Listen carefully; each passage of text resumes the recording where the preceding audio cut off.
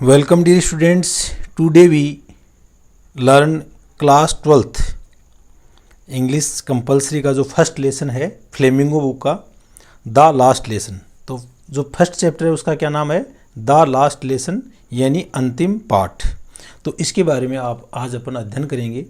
और ये जो लेसन है इसकी जो पृष्ठभूमि है वो ये है कि 1840 से लेकर के 1840 से लेकर के 1897 तक पर्शिया और फ्रांस।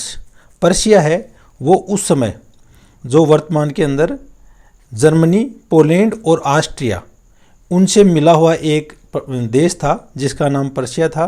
और उसने फ्रांस को विजित कर लिया और फ्रांस के दो डिस्ट्रिक्ट अल्सास और लोरिनी हैं उनके ऊपर कब्जा करके और वहाँ पर अपनी जो लैंग्वेज है वो जर्मन लैंग्वेज है वो उन लोगों के ऊपर थोप दी। और इसके अंदर पाठ के द्वारा जो राइटर अपन को ये बताना चाहता है कि किस तरह से अपन लोगों को अपनी मातृभाषा है उसका सम्मान करना चाहिए और कैसे मातृभाषा है वो अपनी आइडेंटिटी है उसको बचाए रख सकती है। तो सबसे पहले अबाउट द ऑथर। तो अल्फोंस ड्यूडट है 1840 से लेकर के 1897 तक इनका लाइफ स्पान रहा है। Was a French novelist and short story writer. Novelist यानी उपन्यासकार। वो एक फ्रांसीसी उपन्यासकार और लघु कहानियों के लेखक थे। The last lesson is set in the days of the Franco Persian war. तो फ्रेंको पर्शियन वार है वो 1870 से लेकर के 1871 तक चला, यानी इन 2 वर्षों तक ये चला। और इसके अंदर इस दौरान उन्होंने इस लेसन की रचना की। इन विच और इसके अंदर French was defeated by Persia. और जो फ्रांस देश है उसको डिफीटेड यानी पराजित कर दिया गया बाय पर्शिया। जो पर्शिया है उसके द्वारा इसको पराजित कर दिया गया। Led by Bismarck. लेड यानी नेतृत्व करना। और उस समय जो पर्शिया का शासक बिस्मार्क था। कौन था? बिस्मार्क था। Persia then consisted of what now are the nations of Germany, Poland and parts of Austria। तो उस समय का जो पर्शिया देश है उसके अंदर वर्तमान के अंदर एक तो जर्मनी, पोलैंड और ऑस्ट्रिया का जो कुछ पार्ट है उसको मिला करके ये पर्शिया देश बना हुआ था। इन दिस स्टोरी और इस स्टोरी के अंदर the French districts of Alsace and Lorraine. France के 2 डिस्ट्रिक्ट या जिले हैं जिनमें अल्सास और लोरिनी है have passed into Persian hands. ये पर्शिया के हाथों चले गए, यानी पर्शिया ने इसके ऊपर विजय प्राप्त कर ली। Read the story to find out what effect this had on life at school. और अपन को इस कहानी को पढ़ने के ऊपर ये मालूम चलेगा कि जो स्कूल लाइफ है, स्कूल का जो जीवन है उसके ऊपर इस विजय के क्या परिणाम होते हैं वो अपन को इसमें मालूम चलेगा। ये एक मैप दिया गया है। इस मैप में देखो कि ये तो फ्रांस आ गया, ये यूरोपीय देश है फ्रांस। और फ्रांस के अंदर इसके पास में ये तो इटली है, यहाँ पर ये मेडिटेरेनियन सी यानी यहाँ पर ये देखो मेडिटेरेनियन सी यानी ये भूमध्य सागर है। ये इसके पास में स्पेन है और ये स्विट्जरलैंड है। और स्विट्जरलैंड के पास में ये जर्मनी जो उस समय पर्शिया हुआ करता था, तो उस पर्शिया का ये जर्मनी है। तो इस जर्मनी ने इसके 2 डिस्ट्रिक्ट कौन सी, एक तो अल्सेस और एक लोरिनी, इन 2 डिस्ट्रिक्ट को किसने जीत लिया? पर्शियन जो सेनाएं हैं, ट्रूप्स हैं, उन्होंने इसको विजित कर लिया। और इनके ऊपर यहाँ पर ये जो फ्रांस के इलाके हैं इनके अंदर फ्रेंच लैंग्वेज की जगह जो जर्मन लैंग्वेज है वो यहाँ की स्कूलों के अंदर थोप दी गई। और इसका क्या इफेक्ट पड़ता है वो अपन को इस लेसन में मालूम चलेगा। तो notice these expression in the text. ये जो एक्सप्रेशन है इनको अपन को इस टेक्स्ट में देखेंगे। Infer there meaning from the context. और इसके संदर्भ में इनका क्या अर्थ है वो भी अपन को देखने को लिए मिलेगा। तो जैसे इन ग्रेट ड्रीड ऑफ यानी इन ग्रेट फियर बहुत ज़्यादा भय के अंदर। इन यूनिसम यानी एक स्वर के अंदर, एक लय के अंदर। काउंटेड ऑन यानी भरोसा करना। A great Bansal BUSTLE T silent है इसके अंदर। तो ए ग्रेट बसल यानी बहुत ज़्यादा शोरगुल। थम्बल्ड एट द एज यानी जो किनारे हैं वो घसे पीटे होना। और रिप्रोच और सेल्फ विथ अपने आप को फटकार लगाना, अपने आप को धिक्कारना। तो इनका अपन को इस लेसन के अंदर मालूम चलेगा कि क्या इस सेंटेंस के अंदर क्या इनका अर्थ है। I started for school very late that morning. I, तो आई यहाँ पर कौन है? आई जो राइटर है, आई है वो नरेटर है, वो स्वयं है। तो I started for school very late, जिसका क्या नाम है? फ्रांस नाम है। तो I started for school very late that morning, उस दिन मैं विद्यालय के लिए देरी से चला। And was in great dread of scolding, और मेरे अंदर इन ग्रेट ड्रीड यानी इन ग्रेट फियर, बहुत ज़्यादा भय था। ऑफ स्कोल्डिंग, स्कोल्डिंग यानी फटकार का। स्पेशली बिकॉज एम हेमल, क्योंकि विशेष रूप से M Hamel, who is M Hamel? M Hamel is the school teacher, तो वो उस स्कूल का अध्यापक था। Had said that he would question us on participles, participles यानी क्रिया विशेषण, क्रिया का एक रूप होता है। तो एम हेमल जो स्कूल टीचर है वह हम लोगों को कह चुका था कि वो आपको पार्टिसिपल्स के बारे में क्वेश्चन पूछेगा। और यहाँ पर जो आई यानी जो नरेटर है वो क्या है कि उसको वो चीज़ें याद नहीं थी, तो उसको फटकार का भय था। And I did not know the first word about them, और यहाँ पर ये जो राइटर कहता है कि मैं तो इसके बारे में एक शब्द भी नहीं जानता हूँ। फॉर ए मोमेंट, कुछ समय के लिए, I thought of running away and spending the day out of doors, मैंने सोचा कि मैं कहीं बाहर चला जाऊँ। And spending the day out of doors, out of doors यानी स्कूल के बाहर, कहीं दूर मेरा समय है वो व्यतीत कर लूँ। इट वाज सो वार्म, और जो डे था, अब डे वहाँ उस समय वहाँ का जो दिन था वो कैसे था उसके बारे में वो बताता है। इट वाज सो वार्म, तो this day is very hot, this day was very hot, और वो दिन था वो बहुत गर्म था। सो ब्राइट, सो सनी यानी बहुत ज़्यादा धूप थी। The birds were chirping at the edge of the woods, chirping, chirping यानी चहचहाना, और जो बर्ड्स या पक्षी हैं वो वुड्स यानी जो जंगल या पेड़ हैं उनके किनारे पर चहचहा रहे थे। And in the open field back of the सामिल, सामिल आरा मशीन को बोलते हैं, और जो पीछे के जो खेत हैं वहाँ पर जो आरा मशीन है वहाँ पर the Persian soldier were drilling, Persian soldiers, because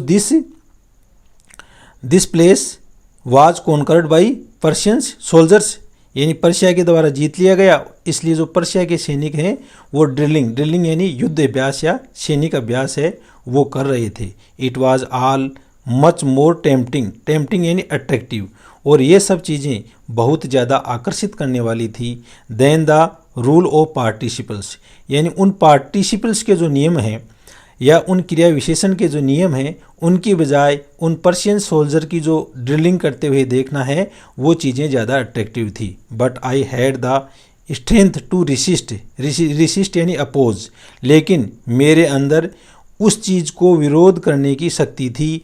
and hurried off to school, hurried off यानी क्विकली, और मैं शीघ्रता से विद्यालय की ओर चला गया। यानी उन अट्रैक्शन, जो जितने भी अट्रैक्शन थे कौन से, यानी जो अच्छा दिन था, धूप वाला दिन था, पर्शियन सोल्जर्स हैं वो वहाँ पर जो अभ्यास कर रहे थे, उन सब चीज़ों को छोड़कर मैं स्कूल के लिए चल दिया। आगे देखो, when I past the town hall there was a crowd in front, in front यानी के सामने, of the bulletin board, bulletin board होता है सूचना पट, और जो टाउन हॉल है उस कस्बे का जो हाल था वहाँ पर एक बुलेटिन बोर्ड था, बुलेटिन बोर्ड था, और वहाँ पर बहुत ज़्यादा क्राउड थी। मैनी पर्सन हैं वो उस सूचना को देख रहे थे। फॉर द लास्ट 2 ईयर्स, क्योंकि पिछले 2 वर्ष से all over bad news had come from there, जितनी भी जो बुरी खबरें हैं ना वो उसी बुलेटिन बोर्ड के ऊपर आई थी। द लॉस्ट बैटल्स, जैसे हारे हुए युद्ध, कौन सा युद्ध? जिस युद्ध के अंदर फ्रांस ने अपने अल्सास और लोरेनी जो डिस्ट्रिक्ट हैं उनको खो दिया और पर्शिया जीत लिया था वो। द ड्राफ्ट यानी जो plan, the order of the commanding officer, और जो नियंत्रक अधिकारी हैं या जो सैन्य अधिकारी हैं उनके जितने भी ऑर्डर हैं वो भी उसी सूचना पट पर आए। And I thought to myself, और उस क्राउड को देख करके मैंने अपने आप से सोचा, विदाउट स्टॉपिंग, बिना रुके हुए, what can be the matter now, कि आज कौन सा मामला हो गया, आज क्या बात हो गई, कैसे इतनी क्राउड वहाँ पर है। देन आई हरिड बाई यानी शीघ्रता से। Then I hurried by as fast as I could go, और तब मैं इतना उतावला होकर के चला जितना कि मैं चल सकता था। द ब्लैक स्मिथ लुहार को बोलते हैं। ब्लैक स्मिथ को किसको बोलते हैं? लुहार को बोलते हैं। वाचर जिसका क्या नाम था? Wachter. Who was there with his apprentice यानी ट्रेनी यानी अपना प्रशिक्षु।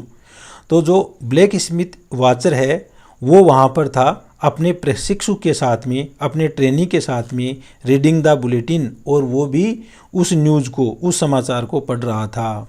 कॉल्ड आफ्टर मी, और उसने मेरे को पुकारा। डोंट गो सो फास्ट, अरे भाई इतना जल्दी जाने की ज़रूरत नहीं है। बच्चे, you will get to your school in plenty of time. Plenty यानी प्रचुर।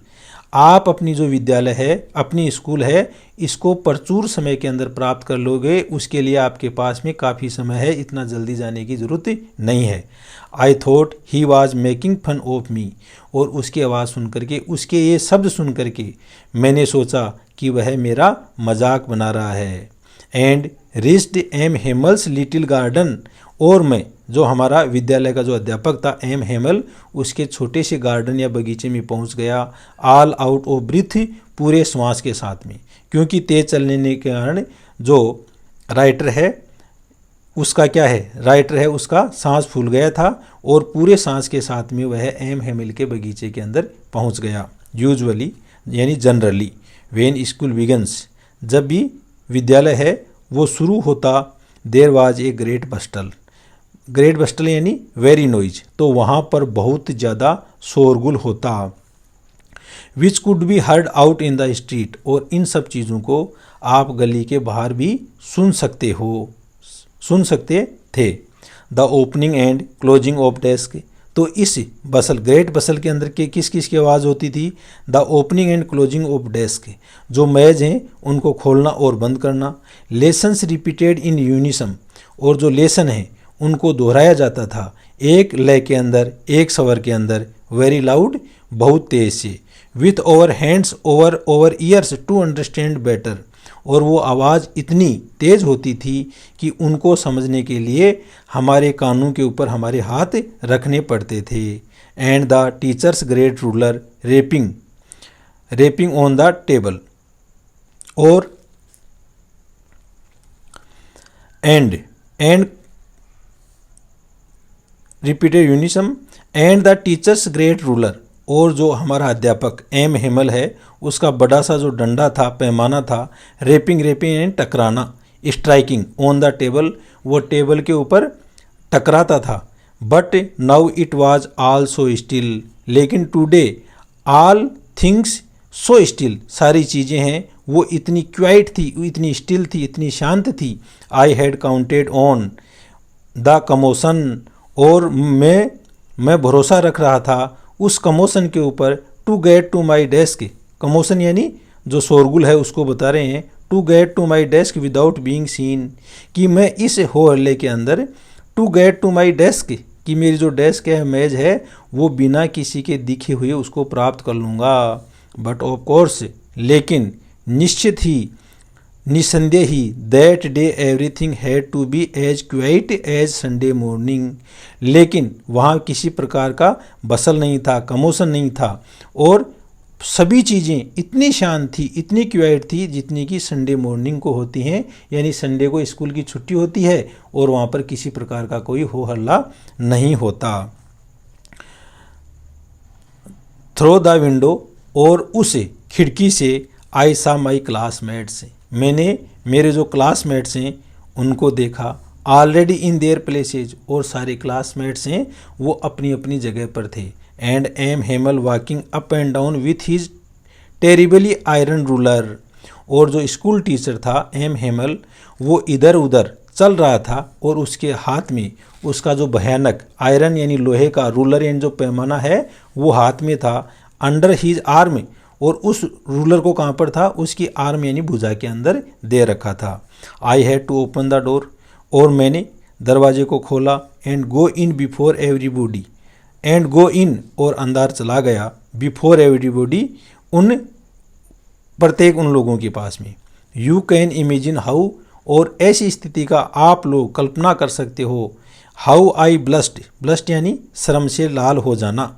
How I blast and how frightened I was, कि मैं कितना ज़्यादा शर्मिंदा था और कितना मैं डरा हुआ था, इसकी आप कल्पना कर सकते हो। बट नथिंग हैपेंड, लेकिन कुछ भी घटित नहीं हुआ। M Hamel saw me and said very kindly, M Hamel है जो स्कूल टीचर है, उसने मेरे को देखा और बहुत ही दयालुता के साथ में उन्होंने कहा, go to your place quickly, जल्दी ही आप अपने आपका जो स्थान है वहाँ पर चले जाओ। लिटिल फ्रांस, छोटे से France, we were beginning without you, हम तो आपके बिना ही शुरू कर रहे थे, यानी हम हमारा लेसन है वो आपके बिना ही शुरू करने वाले थे। I jumped over the bench, मैं उछल करके बेंच के ऊपर से उछला। And sat down at my desk, और मेरी मेज के ऊपर जा कर के बैठ गया। नोट टिल देन, और तब तक, when I had got a little over my fright, और तब तक I had got a little over, over यानी काबू करना, माई फ्राइट यानी मेरा भय, और तब तक मैंने मेरा जो भय था उसके ऊपर थोड़ा कंट्रोल कर लिया था। Did I see that our teacher had on his beautiful green coat, और तब तक मैंने देखा कि ओवर टीचर हमारा जो अध्यापक है, had on his beautiful green coat, वह अपने सुंदर जो ग्रीन कोट है वो पहने हुए था। हिज फ्रिल्ड, और उसकी झालरदार। तो यहाँ पर आप देखो इसके अंदर ये जो एक सीन दे रखा है, तो ये फ्रेंच है वो अपनी बुक लेकर के बाहर सोच रहा है कि किस तरह से अंदर की स्थिति होगी क्लासरूम की। फ्रिल्ड शर्ट यानी वो अपनी झालरदार शर्ट पहने हुए था। And the little black silk cap, और अपनी काले रंग की जो रेशम की कैप है या टोपी पहने हुए था। आल एम्ब्रॉयडर्ड, और ये इन सभी चीज़ों के ऊपर कशीदाकारी की हुई थी। That he never wore except on inspection and prize day, और इस ड्रेस को जो हमारा टीचर एम हेमल है वो निरीक्षण के दिन और जो प्राइज वितरण का दिन होता है उसके अलावा कभी नहीं पहनता। बिसाइड्स, इसके अलावा, द होल स्कूल, और जो पूरा का पूरा विद्यालय है, सीम्ड सो स्ट्रेंज, वो बहुत ही ज़्यादा स्ट्रेंज यानी विचित्र दिखाई दे रहा था। एंड सोलमन, और गंभीर दिखाई दे रहा था। But the thing that surprised me, लेकिन जो चीज़ मेरे को सबसे ज़्यादा आश्चर्यचकित किया, मोस्ट वाज टू सी, यह देख करके, ऑन द बैक बेंचेज, कि जो पीछे की जो बेंचें हैं, दैट वर ऑलवेज एम्प्टी, जो कि हमेशा खाली रहती हैं। The village people sitting quietly like और सेल्फ, वहाँ पर हमारे जो गांव के लोग हैं वो हमारी तरह बिल्कुल चुपचाप बैठे हुए थे। उनमें कौन कौन था ग्रामीणों में? Old Hauser with his 3 cornered hat, एक तो ओल्ड होसर था जो अपनी जो तिकोनी जो हैट या टोप है वो पहने हुए था। द फॉर्मर मेयर, और जो पूर्व का मेयर या महापौर था, नगर अध्यक्ष था। द फॉर्मर पोस्ट मास्टर, जो पहले का पोस्ट मास्टर था या डाकपाल था, वो वहाँ पर था। एंड सेवरल अदर्स बिसाइड्स, और इसके अलावा और भी कई तरह के ग्रामीण वहाँ पर थे। बिसाइड्स यानी इसके अलावा। एवरीबॉडी लुक्ड सैड, और ये जितने भी लोग थे वो सभी मतलब सैड यानी उदास दिखाई दे रहे थे। And Hauser had brought an old primer, old primer, primer कहते हैं जो प्रारंभिक पुस्तक होती है ना उसको बोलते हैं। तो old Hauser had brought an old primer, वह अपनी पुरानी एक किताब लेकर के आया था। थम्ड एट द एजेज, जो उसके जो किनारे हैं वो थम्ड यानी अंगूठे के निशान लग लग करके घिस गए थे। And he held it open on his knees, और उसने अपनी जो प्राइमर बुक थी उसको अपने घुटनों के ऊपर खोल रखा था। With his great spectacles lying across the pages, और उसके जो बड़े बड़े चश्मे हैं वो इस प्राइमर बुक के पेज हैं उनके ऊपर उनके आर पार रखे हुए थे, पड़े हुए थे। वाहिल, जब I was wondering about it all, जब मैं इन सब चीज़ों को देख करके वंडरिंग कर रहा था यानी एस्टोनिश्ड था, आश्चर्यचकित था। My M Hamel mounted his chair, तो उसी समय M Hamel mounted his chair, mounted यानी सवार हो गया, बैठ गया अपनी कुर्सी के ऊपर। एंड और इन द सेम ग्रेव, उसी गंभीरता के साथ में एंड जेंटल ट्यून और एक भद्र आवाज़ के अंदर which he had used to me, जो जेंटल ट्यून जैसी जेंटल ट्यून है उसने मेरे लिए उपयोग की थी, उसी ट्यून के अंदर उसने कहा। यानी अब वहाँ पर जो क्लासरूम का दृश्य जो बताया गया है उसके अंदर जो क्लासरूम है वो फुल था, उसकी जो पिछली बेंचेज हैं वहाँ पर जो पूर्व के जो उस विद्यालय के स्टूडेंट थे, ग्रामीण थे, वो सब बैठे हुए थे और सभी उदास थे। तो अब एम हेमल बोलता है जो स्कूल टीचर, माय चिल्ड्रन, मेरे बच्चों, this is the last lesson I shall give, यह मेरा आखिरी पाठ है जो मैं आज को दे रहा हूँ। क्यों दे रहा है भैया लास्ट पार्ट? क्योंकि इस स्कूल के अंदर पहले जो फ्रेंच लैंग्वेज है वो पढ़ाई जाती थी और ये जो डिस्ट्रिक्ट्स हैं ये कॉन्कर्ड बाई पर्शियन सोल्जर्स या पर्शिया, तो ये पर्शिया के द्वारा जीत लिए गए हैं और बर्लिन से ऑर्डर आ गए थे कि अब आपको कल से जर्मन भाषा में पढ़ाया जाएगा, तो इसलिए फ्रेंच भाषा का लास्ट पार्ट था। The order has come from Berlin, Berlin से आदेश आ चुके हैं to teach only German in the schools of Alsace and Lorraine, क्योंकि अब अल्सास और लोरिनी, अल्सेस और लोरिनी जो डिस्ट्रिक्ट के स्कूल हैं उनमें केवल जर्मन भाषा में पढ़ाया जाएगा। The new master comes tomorrow, और आपका जो नया मास्टर है, नया अध्यापक है, नया टीचर है वो कल आ जाएगा। This is your last French lesson, और यह आपका फ्रेंच भाषा का आखिरी पाठ होगा। I want you to be very attentive, और मैं चाहता हूँ कि आप इसको बहुत ही अटेंटिव, बहुत ही ध्यानपूर्वक हो जाएं। What a thunderclap these words, और ये जो शब्द हैं वो थंडर क्लेप यानी एक गर्जन, मेघ गर्जन की तरह थे वर टू मी, मेरे लिए, और ये शब्द मेरे लिए एक जो मेघ गर्जन होता है उसकी तरह थे। ओ अरे द रेचेज, अरे दुष्ट लोगों, अरे जघन्य अपराध करने वाले लोगों, अरे बेईमान लोगों, that was what they had put up at the town hall, अरे यही जो चीज़ थी क्या जो उस टाउन हॉल के ऊपर थी, यानी उस टाउन हॉल के ऊपर जो विलेजर्स की क्राउड थी ना वो इसी चीज़ को देख रही थी क्या। माई लास्ट फ्रेंच लेसन, मेरा ये आखिरी फ्रांस भाषा का पाठ है। वाई, क्यों? I hardly knew how to write, अरे मेरे को तो मुश्किल से ही मैं जानता हूँ कि कैसे लिखा जाता है। I should never learn my more, क्योंकि मैंने मेरी चीज़ों को ज़्यादा नहीं सीखा, नेवर यानी कभी नहीं। आई मस्ट स्टॉप देयर, मैं अवश्य ही मैं रुक जाऊँगा। देन इन तब, ओ अरे हाउ सॉरी आई वाज, मेरे को कितना खेद है। For note learning my lessons, कि मैंने मेरे जो पाठ हैं वो समय पर याद नहीं किए, उनको मैंने नहीं सीखा। यानी फ्रेंच के अब कोई आगे लेसन होगा नहीं, और पहले जो फ्रेंच भाषा के लेसन थे उनको मैंने नहीं सीखा, इसके लिए मेरे को बहुत ज़्यादा खेद है। फॉर सीकिंग बर्ड्स एज, क्योंकि मैंने जो पक्षियों के अंडे हैं उनको खोजने में टाइम लगाया। और गोइंग स्लाइडिंग ऑन द सारा, और फिसलने में जो सार खेल होता है उसमें फिसलने में मेरा समय लगा दिया। माई बुक्स, मेरी किताबें। That had seemed such A nuisance, जो मेरे लिए एक न्यूसेंस यानी परेशानी है वो प्रतीत होती थी। ए वाइल अगो, कुछ समय पहले जो मेरी फ्रेंच भाषा की जो किताबें हैं वो मेरे लिए एक न्यूसेंस या परेशानी प्रतीत होती थी। सो हैवी टू कैरी, और ले जाने के लिए बहुत भारी प्रतीत होती थी। माई ग्रामर, और मेरी व्याकरण की किताब। And my history of the saints, और संत लोगों की जो हिस्ट्री है वो किताबें। वर ओल्ड फ्रेंड्स नाउ, वो अब मेरे पुराने मित्र हो गए हैं। That I couldn't give up, मैं अब उनको कैसे, गिव अप यानी त्यागूंगा, मैं उनको कैसे त्याग नहीं सकूंगा। एंड एम हेमल, और जो एम हेमल है टू यानी भी। The idea that he was going away, और उनका ये आइडिया कि वो अब जा रहे हैं। That I should never see him again, और हम अब उनको फिर कभी नहीं देख पाएंगे।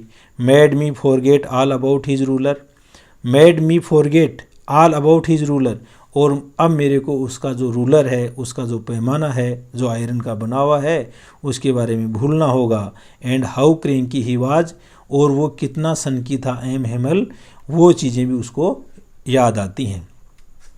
पुअर मैन, बेचारा आदमी। It was in honour of this last lesson, और ये सारी चीज़ें हैं वो उसका जो अंतिम पाठ था उसके सम्मान में थी। That he had put on his fine Sunday cloth, और इसीलिए उसने जो रविवार को पहने जाने वाले जो अच्छे कपड़े हैं वो पहने हुए था। एंड नाउ आई अंडरस्टूड, और अब मैं समझ गया, why the old man of the village were sitting there in the back of the room. अब मेरे को समझ में आया कि क्यों गांव के जो वृद्ध व्यक्ति हैं वो पीछे की जो बेंचेज हैं उनके ऊपर बैठे हुए हैं। It was because they were sorry, और ये इसलिए था कि उन सभी लोगों को बहुत ज़्यादा खेद था, टू यानी भी, that they had not gone to school more, हालांकि उन लोगों ने विद्यालय के अंदर वो ज़्यादा नहीं आए। It was their way of thanking और मास्टर, और वो हमारा जो मास्टर था एम हेमल, उनको धन्यवाद देने का एक तरीका था। His 40 years of faithful service, उनकी जो 40 वर्ष की एक वफादार पूर्वक जो सेवा थी उसका धन्यवाद देने के लिए ग्रामीण लोग इकट्ठे हुए थे। End of showing there respect for the country, और वो लोग अपना जो देश है उसके प्रति रेस्पेक्ट या आदर है वो दिखा रहे थे। दैट वाज देयर्स नो मोर, जो अब उनका देश नहीं रहा। अब वो देश है वो किसके हाथों में चला गया? जर्मनी के हाथों में। तो देखो कि किस तरह से एक जो क्षेत्र है उसके ऊपर जब फॉरेन लोग कब्जा कर लेते हैं तो उनके अंदर अपनी मातृ टंग है, मदर टंग है, उसके प्रति कैसे रेस्पेक्ट जागृत हो जाता है, वो अपन को इस लेसन में देखने को मिलता है। तो ये इसका फर्स्ट पार्ट है। सेकंड पार्ट में आपको बाकी का लेसन बताएंगे। Thank you watching for this video. Okay.